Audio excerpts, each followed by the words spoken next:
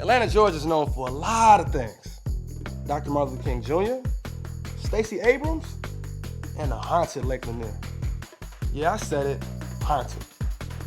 If you spend any time in or around Atlanta, you've heard these tales. Eerie accounts of ghostly kayaks floating on the water, a woman with no hands roaming the bridge, unexplainable boating accidents, and of course, the extremely high drowning toll. Even survivors of near drownings claim it was like someone pulled me underwater. That's why many folks will tell you straight up, don't go to Lake Lanier. But here at Black Folklore, we uncover African American stories mysteriously hidden from history. I'm Yanney, and this is Black Folklore.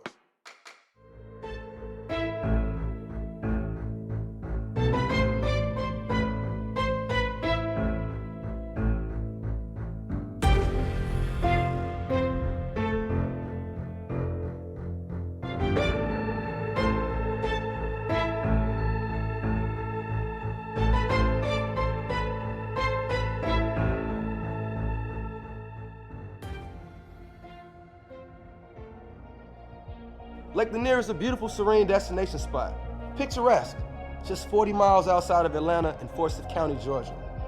Every year, effervescent young people from all over flock to the lake with family and friends. And every year there's a new story added to the folklore.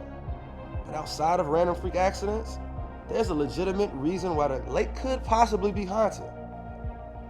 Racism. Settled along the Chattahoochee waters, Forsyth County, Georgia, was once sacred land occupied by the Cherokee Nation. However, from the 1830s to the 1850s, the Indian Removal Act signed by President Jackson forced out about 100,000 natives from their homeland to what is now Oklahoma.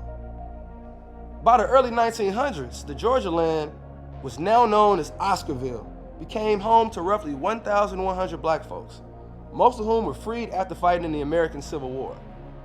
Many worked as field hands, farmers, carpenters, or performed odd jobs for white residents in the surrounding neighborhoods.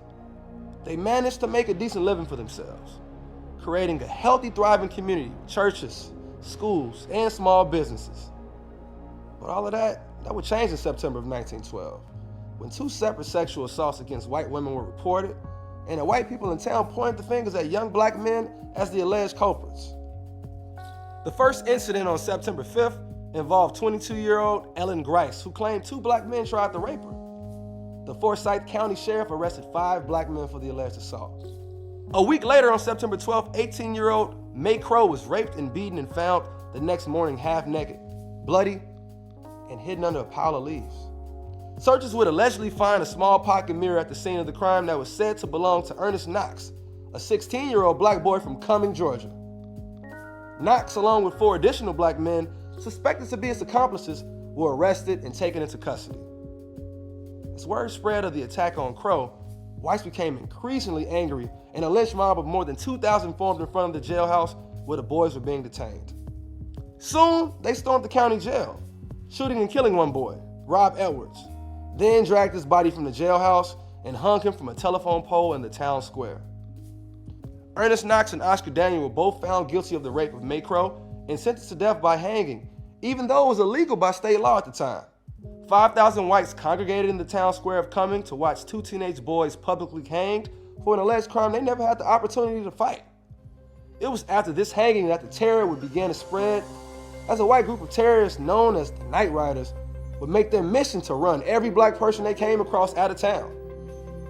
Over the short period of just a few years, 98% of Oscarville's black residents would end up either leaving their homes or being murdered for refusal to leave. In little time, the once fully functioning town would be a ghost town.